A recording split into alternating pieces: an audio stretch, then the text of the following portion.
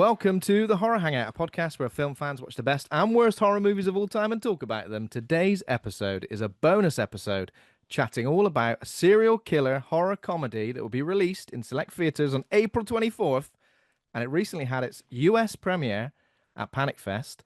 My name is Ben Errington, and today I'm joined by Pierre Tsigaridis and Dina Silva, the creative team, both on and off screen, for Frankie Maniac Woman. Welcome to the show, Pierre and Dina. Hello.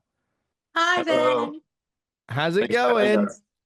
It's going good. It's going good. Glad to have you both on the show. Pierre, a returning guest as well. Thanks so Yes. much. Thank you for having me back, Ben. Absolutely. Anytime. And welcome, Dina. It's amazing to have you both on the show. Thank you. I'm excited. Yeah, I mean, before we get started, here's some details on the film. This is for our audiences. So, battling against the legacy of childhood trauma, internalized misogyny, and the image-obsessed fat-shaming of the LA music business, aspiring singer-songwriter Frankie Ramirez finally snaps with bloody results. Sounds about right. Oh, yeah. That sounds good to me. Oh, yeah. I think snaps is maybe an understatement. Yeah.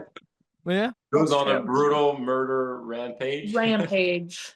Goes on a brutal murder, and not just like a short murder rampage. We're talking like over a long period of time as well, right? Yeah. Yep. I guess like a year, Pierre? Yeah. Right? She's like slicing and dicing. Yeah, Yeah. something like that. We're a little loose with like the temporality of it all. I feel like, it's like it's Kind of kind like of a fever blur. dream. It's like a fever, yeah.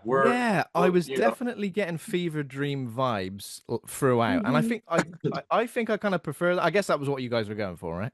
Yeah. Oh yeah, yeah. It's not supposed to be very like accurately cutter. like depicting the events. It's more like through the serial killer's point of view and how she feels, how she reacts to the things that are around her. So everything is kind of like I would say a blur. A blur. It is one of the most intense film watching experiences I've had for a little while, and I would say as somebody who watches horror movies week in, week out, I'd say day in, day out, to have like one of those visceral experiences was insane. So honestly, congratulations to both of you for creating this. And I guess the Panic Fest US premiere happened recently, so you got a chance to see it with audiences. So the world premiere was at Grimfest, right? Correct. That was in Manchester late 2025, so October 2025. What on earth was it like watching it with an audience? Well, Dina, you'll answer that question because it's more you that's on the screen. Well, I mean, when we had it at Grimfest, first of all, was amazing. Simeon, fantastic. All those people over there, I made so many amazing friends. But our screening was a little later, so it was at 11, right? Yeah. And these Grimfest goers, man, they're there at like 9 a.m. They're ready to watch. So they've been there for a long time. So then by the time Frankie came along, I feel like a lot of people were there to support, and they were amazing. But the laughs or the feeling was very much like they were. The energy was not as high. It was a low energy crowd, and we're not complaining. It's not at all because they loved it. They came out with their beautiful accents, like we really, really loved it. We just saw it, and I was like, yeah. I know that person. We can't blame them for being a little bit more. No, tired. not at all, dude. I think like UK audiences maybe a little bit more understated anyway. Okay. Yeah, a little bit more, I would say. Like they could watch the best film they've ever seen in their lives and they would like not react too much. Isn't that exactly? Yeah. But as long as they come over and they're like, "Great job, you really cracked on." I don't know. Anyways, that's probably bad. But there's all Cockneys there.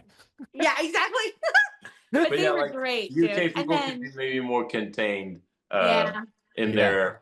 But I mean, it's still good. And Dina won Best Actress at Grimfest. Wow. Congratulations. We had really good reviews. So we were really grateful. And then Panic Fest, we also screened late, but since the festival doesn't start as early, the energy was high, which was really fun to see a crowd react to the different scenes in the movie, lots of like kind of what the fuck moments, and and so it was more of an interactive experience, and I think Mhm. this is why we made the film, because we both believe this film is made to be experienced with a crowd, I think. And so we were happy to finally, get that feeling of like, okay, how are people, reacting to each scene. Oh, amazing. I saw some clips that you guys shared on Instagram and such Mhm. from the event, and it looked amazing. So, I mean, it's one of those films. I'm glad I've got to see it, but I am kind of disappointed I didn't get to see it with a festival audience for the first time because I feel like it is the perfect film for a festival audience. Just It those is. big reactions and just like what me and Andy consider is our we kind of do a similar thing. You know, when you guys were making those facial expressions, those Twin Peaks-esque facial Yeah, expressions at Yeah. each other. Me and Andy tend to do that to each other when something mad happens on screen. We'll kind of just glance over at each other and make that scene. I mean, exactly. Yeah. This is kind of like, I don't know how you feel about it, Dina, but me, I'm always like expecting some people to not like this part, and it's always Sure. like, it's actually like the parts where we're the most vulnerable, I feel like, because we're like, mm, this is kind of like, is it silly, is it kind of silly, is it People kind of cringe? laugh at Panic Fest. They were cracking up, and part of me is like, yeah, yeah, crack it. This movie has so many Yeah. different weird layers. Laugh, have a great time. This movie is made from two very weird and different people, and so mm. it's like, I liked when they laughed at things that we didn't even think they were gonna laugh at, Oh yeah, which of was course, kind of yeah. like, But I mean, yeah, yeah, this is, like you said, it's very Twin Peaksy. I mean, we love David Lynch. I freaking love Twin Peaks, and it was also this was like such an early idea that we had to do the stupid faces, because it's what do like you call it? You call it pulling faces. pulling faces. Yeah, it's like how insanity. It was like our way to show insanity in a very campy, Did funny, but did you see the also, audience kind of like replicating those faces when they're on screen as well? Because I felt like I had to when I was watching. I was like, I you know felt my what? face. I didn't look. I I didn't didn't have look. to. We were like this the whole time. We're just like, Oh really? Oh my! I It's don't know. just It's nervous. I get Yeah, nervous. it's a very, I mean, watching it at Panic Fest, and also obviously like I've been watching the film like for different like distribution and technical reasons lately, like a lot. And watching it at Panic Fest, I was so insecure. I was like this. I was like, oh my god, because oh it's like a man. for Dina even more than me. It's kind of a again, it's kind of a vulnerable movie in the way that I feel like we Mm. obviously don't look our best, and intentionally, like, Yeah, and yeah, and so we always have like, what if people think this is the most cringe thing ever? I exactly. mean, And like, what if people don't like my tits? You know what I mean? And that's Yeah. gonna hurt. That hurts. They're the only ones I got. I mean, it's the kind of scene where no one's just going to stand up and say, absolutely Be not. like, those tits aren't right. Yeah, exactly. And Pierre's over there showing he's crunching while he's doing my mom and sex I line. I know. know. I know. Intense. I mean, you say you guys don't look your best, but there are plenty of times when you do look great in this film as well. Thank you. Thank you. Thank you. Absolutely. Okay, so I mean, how did the idea for this project come to be? Because I mean, I guess the thing that I'm most interested about is the fact that you guys are involved in so many roles behind the scenes in terms of like writing, producing, directing, and obviously starring in it as well. Was that always the idea to just do everything yourselves? Was that always the idea? Did it just kind of like fall into place like that? Well, I would say a little bit of both, because when we became friends, that was like 10 years ago, we wanted to make a horror film. And the idea was like, we want to make a horror film, we just don't know what it is yet. And we wanted to do a slasher because I feel like, I don't know, we were in a slasher mood. But then it was only us like talking about it at night, and we just immediately thought of like, I guess, a two-person band, because Dina was like, okay, well then I'll be the killer, because we want to make a slasher. There's two of us in the room. You have the camera. I'm here, so I just have to kill people. I mean, from my memory, I don't know, Dina, but that was like one of the things. Like it was a no brainer that Dina was going to be the killer. I feel Mhm. like. Um, so, and then from that we expanded to like, okay, so Dina, if you're a killer, then who are you? Why do you do it? And let's just dig a little bit there. And then from that, we dug a lot, I guess. I mean, I don't know, Dina, if you want to add to that. Yeah. Well, I mean, being a 5'9", 250-pound serial killer, that's a big woman. And so Pierre was like, so what would you kill for if you could, or kind of like what would be your fuel? And I was like, I mean, honestly, and at that time we were in our 20s, but we're in our early 30s though now. Maybe. And shut the fuck up. I'm just kidding. Pardon my French. And so you know, as a woman, social media, you see these beautiful women, and jealousy is a huge thing, and comparing yourself to others. And so at that time, and I still do, I have to watch myself every day and be like, bitch. But at the time I was like, I'd just take out these hot bitches. I'd go on a rampage. I'd take them out. And Pierre's like, okay, perfect. Well, what about for the film? Yeah, exactly. No, I would never. I'm terrified of prison. But the only reason. You know what I mean? So with that, it was, and then it also is a deeper thing. You know what I mean? Especially with Jerome being my imaginary boyfriend. Kind of like the patriarchy. Telling you, it's like this male figure telling you to to hate women, to kill, Yeah, that was really an element of the film I wasn't expecting. It was a bit of a surprise to me, but it really develops from where it starts off as kind of like, I don't want to ruin anything for anyone listening because they should definitely check the film out. But yeah, initially I thought you were maybe just going to be, I don't know, just like a normal, just another victim potentially. Yeah, but exactly. And then as time goes on, I was like, yeah, okay, I like this. It's good. Yeah. So obviously the descriptions have been Texas Chainsaw Massacre meets The Substance. Do we think that's fair? Because I guess this film coming along, you obviously wrote it a while ago, but it coming off of the back of the Substance as well, I guess is that a fair comparison, would you say? I mean, I don't know if it's fair because we have like a big, I would say like imposter syndrome being compared to these two films, honestly. Yeah. But in the themes, I can see why people would say The Substance. Like The Substance has been mentioned a few times because it's about like beauty standards and body image, and The Substance is with getting old. Us, it's about just not having the right body and never being able to fit in or belong or always be categorized because of your body type rather than who you are, and so The Substance, it's more about just like how you age. So, but it has the body. It's I guess the DNA of those films. And then the Texas Chainsaw Massacre, it's I guess like the imagery, the violence, also the social commentary of like people who again are maybe either isolated. In the Texas Chainsaw Massacre, they're like in the middle of nowhere, they're out of jobs. So like poverty, I guess.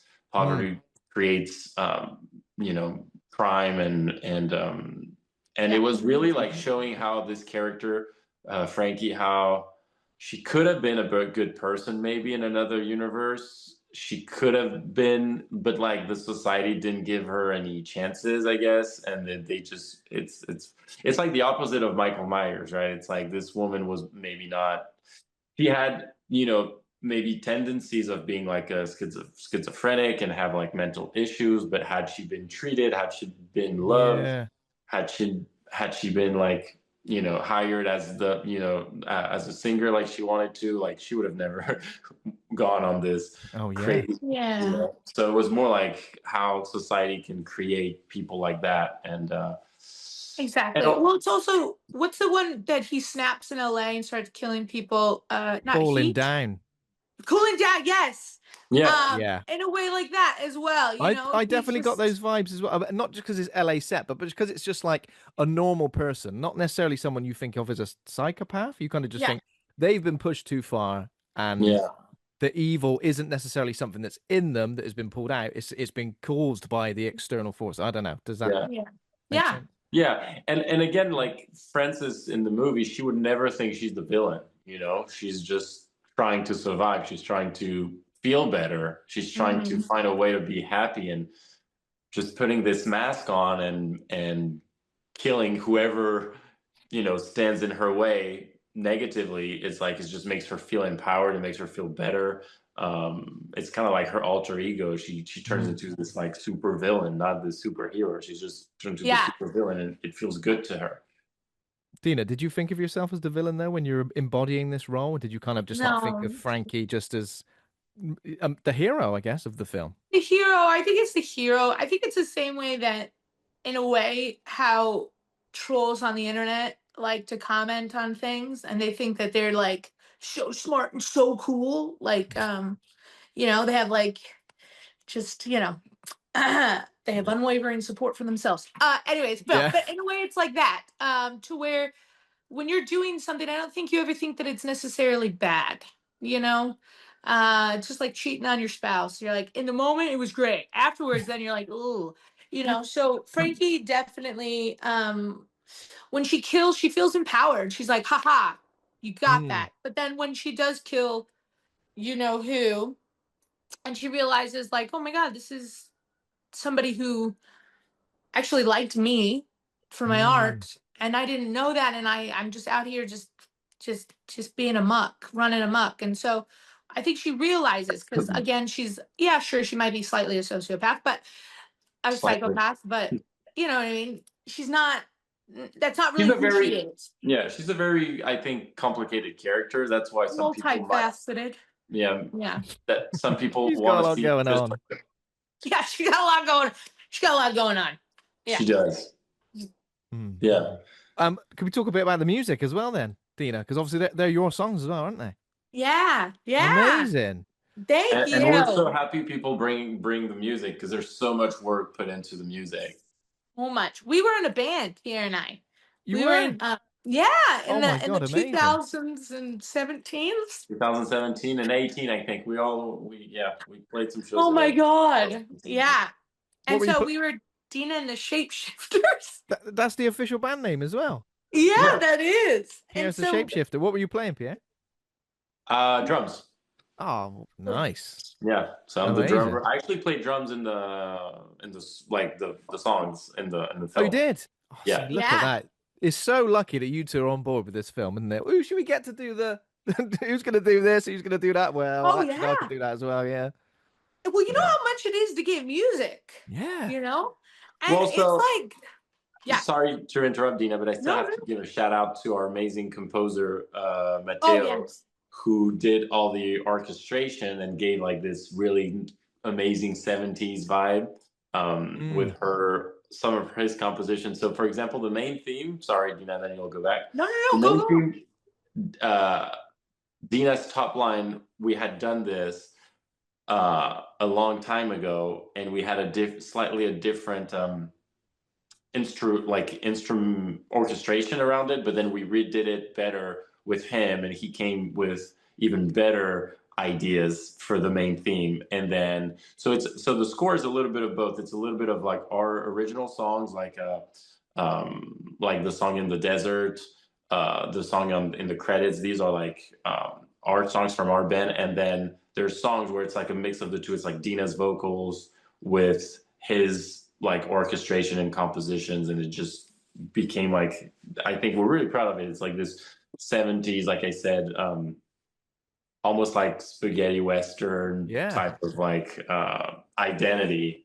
And Dina brings the soulful thing, and me, I guess, with the drums I add some like rock, and our buddy Chris, who's the guitarist, also is like we grew up together. He's amazing. Brought some rock guitar playing into it too. So yeah, but Dina wrote the songs, and especially the song "Falling," that is like completely her from beginning to end. The song "Falling," that is the song that plays when she realizes that in the middle of the movie, or like when she's at the music studio scene. Amazing. Yeah. It's great. And thank you. No, we loved it. It's available on Spotify, Apple Music, if anyone wants to go listen. Oh, Yeah. hell yeah. I'm Yeah, all if you over go on that. Yeah. Spotify and you type Frankie Maniac Woman, the score is I was available. just coming up. Oh, brilliant. See, that's what we love. We love a horror film that's got like a main theme as well, like a Yeah. song, like a Bond theme, but It's for a horror very movie. okay.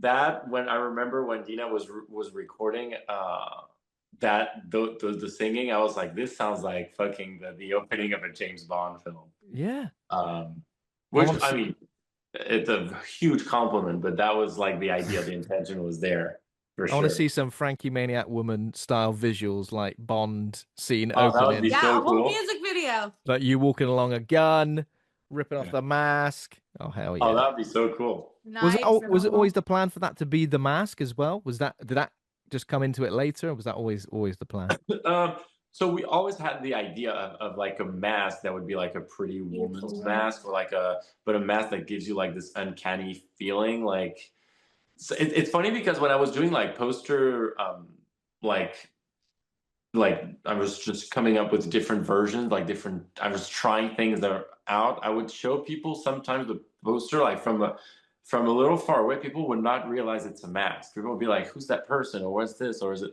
I know And exactly so what you mean. I yeah, know and exactly. that was always the feeling. Now we had the mask is actually an original mask. We made it just for the film.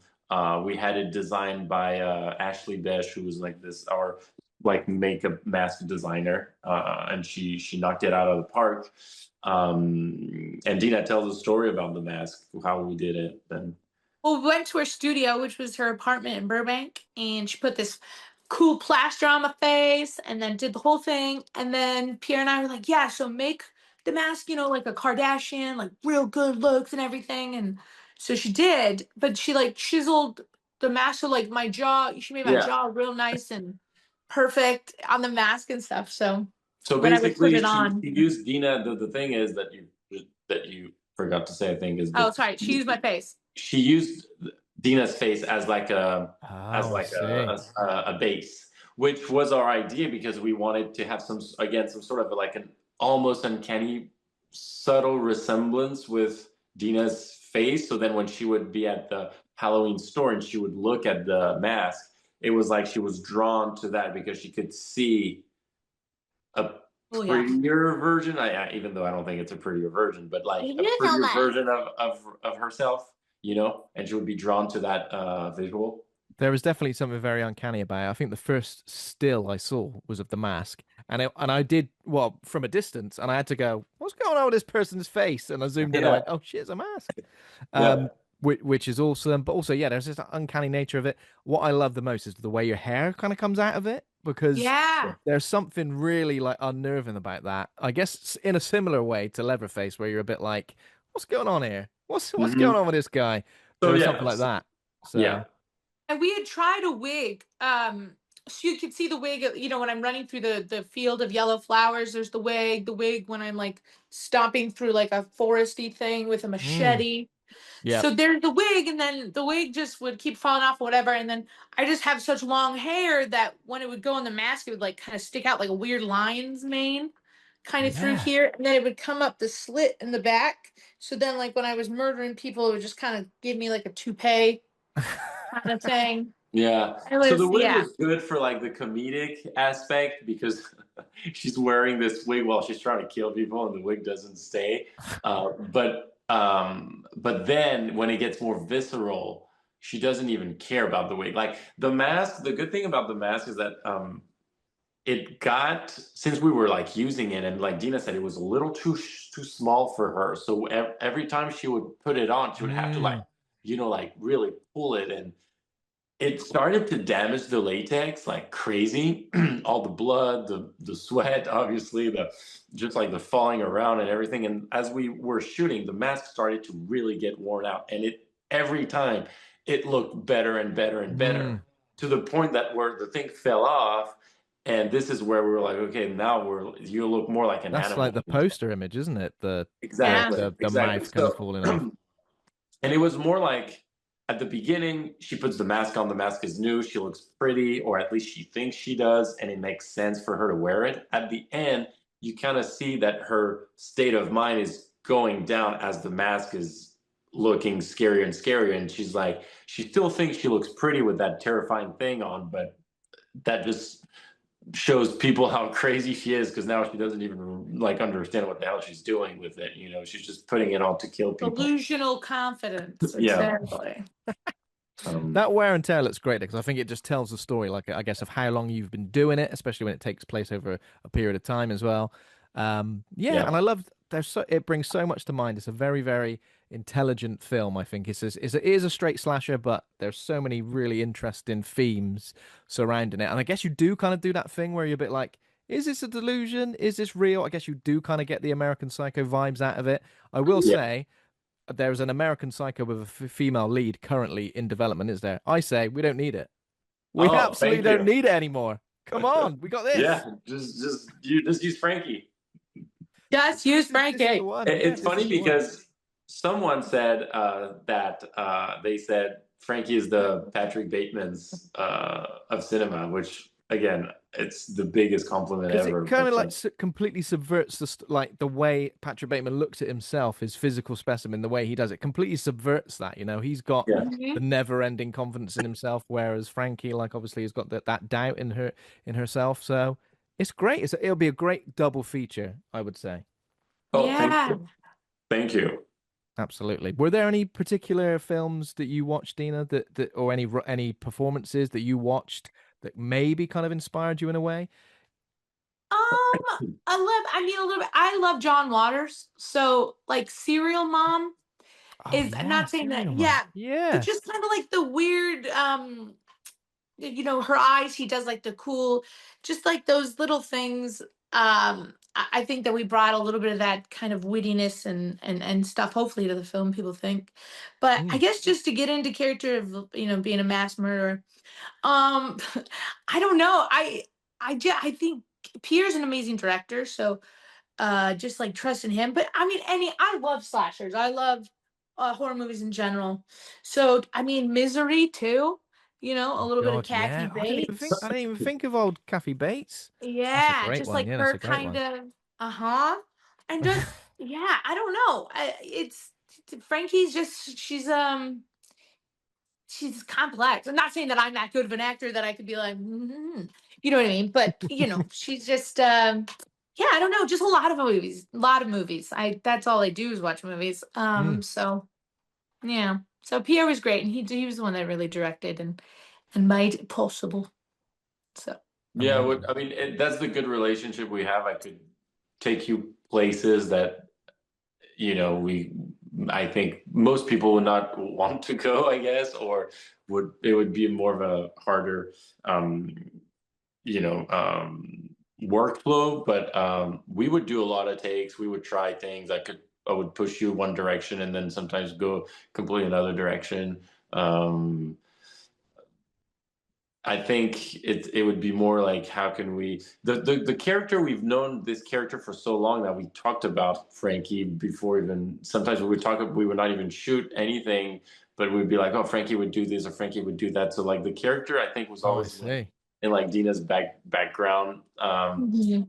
So it's like it was like channeling an alter ego, like the Yeah. Mr. Hyde of the Dr. Jekyll. It was like, okay, so it's there's influences, but I think it's mostly like just triggering the primal angry person that lives in everyone's head, like the person Oh that yeah. takes over your head when you're in a bad mood, when you're about to like just get angry, and it kind of feels good to get angry when sometimes, that's what we were trying to channel, honestly.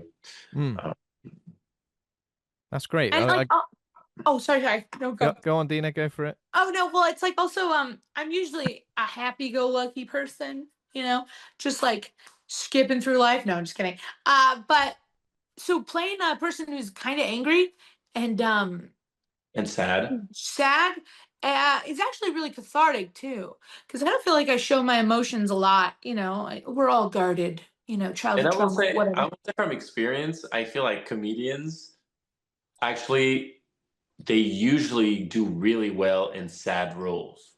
And Mm. it's kind of like, at first it looks kind of against type, but I think if you can make people laugh, you are actually able to show vulnerability and then translate that in sadness. I think and I think Dina did that for this film, and it's like going back and forth between like she's funny and then she's scary and then she's like depressed, and we go through all the we're trying to cover all the freaking spectrum of emotions. Go through the gambit, yeah. I guess but it's true, yeah. When you laugh, like you feel more of a connection to that person, and when you start doing downright dirty deeds, you're less likely to be like, "Oh no, they're evil. I'm scared," and more like to be like, "Oh no, Dina, sorry, no, Frankie, don't do that. No. Yeah, Please exactly. don't. You're gonna ruin your life." Some people really slap on the wrist. Some people would get a little upset sometimes. They'll be like, "Oh wait, hold on, this character." The movie is taking the audience to places that some people are not willing to go. They're like, wait, you can't make me like this character and then make me see her do what she does, because some people are like deeply uncomfortable with it, and then they just don't have like a good. But I think we wanted to show this, this kind of like three-dimensional character that does the worst things, and then she can also be likable, and how complex and rich the character, because like real bad people, like monsters, whether it's like dictators or serial killers, they have charm. They can think, they can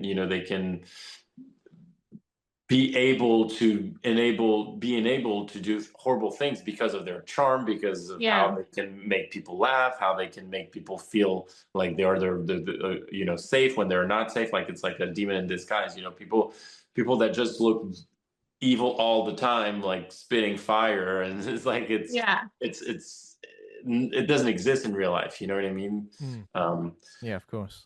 And it's also, when we showed it at Fantastic Fest, there was a lot of plus size women in the audience, and afterwards at Panic Fest, sorry, did I say Fantastic? Yeah, I think so. Get out of here. Anyways, but Panic Fest, a lot of plus size women in the audience, and they came up afterwards, and it's funny because when you talk about like, oh no, Frankie, don't do that, that's bad, they were like, I loved this. I loved seeing that happen. Oh, I loved it too, yeah. You know what I mean? And so like as a bigger person, I guess when you watch it, because you're connected to Frankie and her rage, it's funny because they didn't think they were rooting for her the whole time, regardless of the murder. And I love that, because if I were to watch it myself, I would also be like, fuck 'em. Yeah, let's go. You know what I mean? And I say that because it's like when you have somebody that's representing you in something, no matter how far they go, you're like, I don't care. I'm a ride or die. You know what I mean? And it was really cool to see that through the audience, and these women who have been through similar struggle as I have, and see it and be like, just, I don't know, feeling empowered in a way. So I really like that. And I know that, slender women, and I love them, you know what I mean? Might be like, oh my God, I'm feeling like I'm being, pointed out here. It's not, it's just, it's something for the big girls, you know what I'm saying? Something for big girls. So I don't know. You've had your moment, all right? Yeah. Frankie. Yeah, exactly. I will say, because I like to point out that, and I think in Panic Fest, a lot of people pointed out, which I was really happy, is the character of Celeste at the end, the model that's going through the stuff with her boyfriend.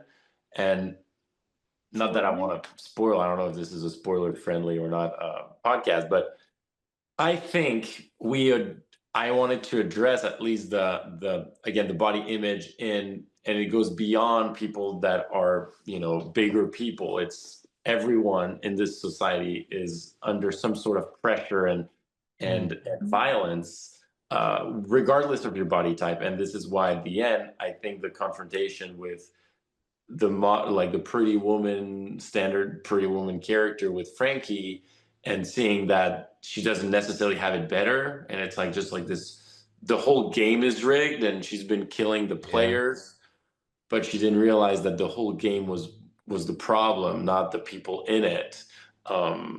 So I really, because it happens at the end, and some people would have maybe wanted this realization from Frankie to happen sooner, but I'm like, if it happens sooner, then the film doesn't Mm. It doesn't say the same thing, because then where do we go from that? You know what I mean? It has to happen at the end, because this is like the resolution of Frankie's character. If it happens in the middle, Mm. you can't make an ending after that. I'm not going to spoil anything either, but we're getting a sequel, right? So we have a lot of ideas, dude. We have a lot of ideas. A lot of them are kind of written out. If people want it, now I'm gonna be like this. If people want it, we'll do it. If people If you don't, want us, let us know. I need to work in the restaurant industry another 2 years to save up some money. So, get bullied some more. yeah, exactly. Getting a um, lot of hype though, and obviously it's out on the April the 24th. Just the US though. Currently, is that yes, the only place we've got currently yes. theater releases? Anything else in the plan? Maybe for Europe, or any streaming deals coming up potentially? Maybe. So we will go, definitely, like anything English speaking, we will take care of you. Don't worry. So England, if we can't make it happen in theaters, which we're really small and it's really complicated to even just exist in this world, I guess at this point, we'll definitely come to you in digital, and sooner rather than later. Because again, I think we want people to discover Frankie as soon as possible. Yeah, Yeah, absolutely, let's and stay everyone, coming to you. yeah, And everyone also, should. England gave us so much love. We gotta, So much love. I love. Frankie's coming to England. Don't worry. It's getting Fuck a lot yeah. of traction though, isn't it? You guys must be super excited about that. It's getting a lot of traction. There's so much hype online. Like I'm feeling the love for this film, and I'm Yeah. Yeah, feeling the it's performance looking a as little well. terrifying, because this movie is like such like a labor of love, and it's such like a small project that we would do whenever we have time. Really, it's like this little thing that we've been fighting to get off the ground for Mm. so long, and it feels good to now have people connect with it. But that's what we did it because we wanted to see if people would. I mean, we'll see how it goes, but Mm. we wanted to do it. It's a personal film, but it's also a personal film that the goal is to connect with people. Well, we'll keep our audiences up to speed with the project. I guess the best place to follow you guys is on Instagram. Yeah. Instagram. We'll put your Yep. the Frankie Maniac Woman Instagram as well as your personal Yep. Instagrams as well. We'll put those in the show notes. But yeah, thanks so much for joining me, both of you, and honestly, congratulations on the film. It is a riot. Thank Thank you so much, you. Ben.